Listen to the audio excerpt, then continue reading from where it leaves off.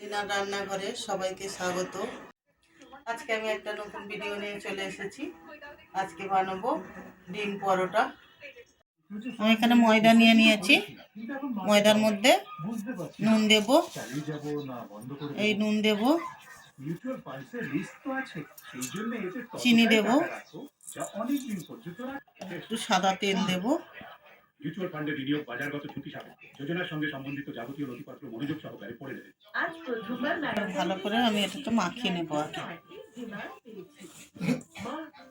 ভালো করে মাখিয়ে নিয়েছি। এবার এই আমি অল্প উষ্ণ গরম জল করে নিয়েছি। এবার গরম জল দিয়ে অল্প অল্প করে জল দেবো আর মাখবো।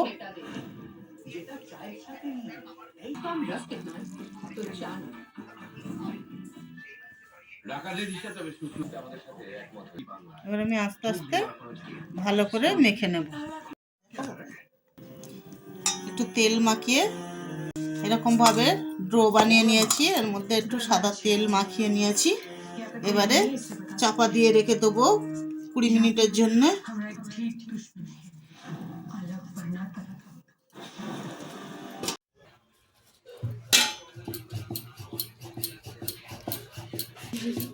এখানে আমি এরকম করে বেলে নেব। এবারে মুড়ে নেব, ভাঁজ করে নেব।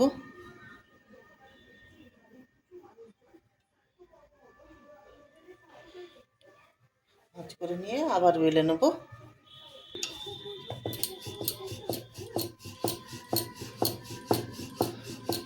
চারকোনা করে বেলে নিয়েছি। আমি একটা ব্যাটার বানিয়ে নেব।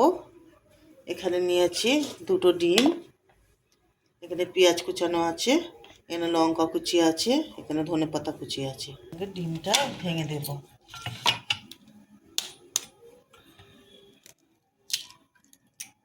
আমি 2টো ডিম নিয়েছি। দেব পেঁয়াজ কুচি, দেব লঙ্কা কুচি, ধনেপাতা কুচি, নুন দেব,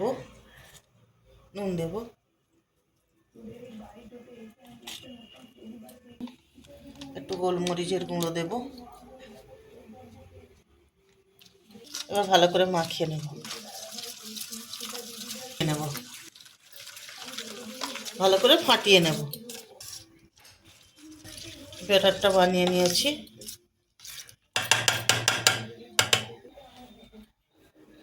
চাটু গরম হয়ে গেছে, চাটুই তেল দেব।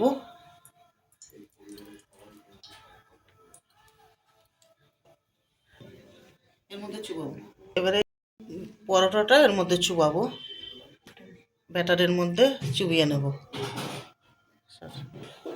এর মধ্যে দিয়ে দেবো। আর এর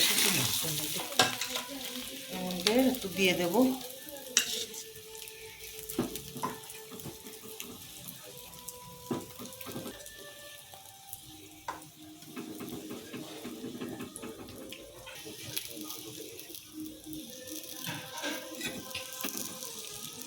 উল্টিয়ে নেব।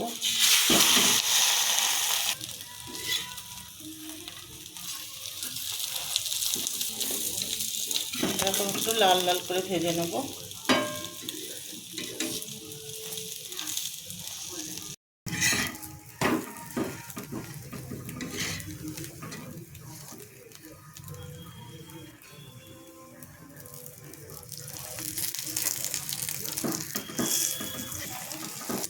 একটা হয়ে গেছে, নামিয়ে নেব।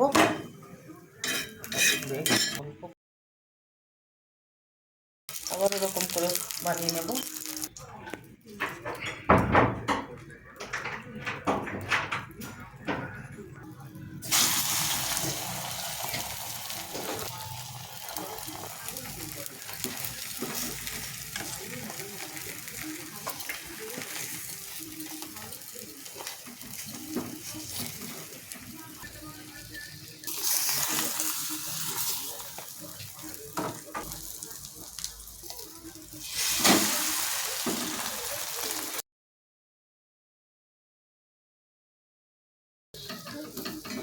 এরকমভাবেই সব ভেজে নেব লাল লাল করে। খেতে খুব সুন্দর হয়, টেস্টি হয়।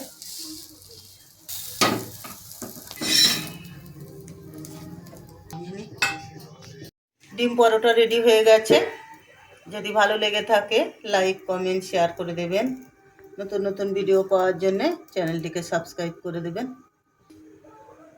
ডিম পরোটা সস দিয়ে খেতে খুবই ভালো লাগে। আমরা সস নিয়ে নিয়েছি, সস দিয়ে খাবো। অবশ্যই জানাবেন কেমন হয়েছে।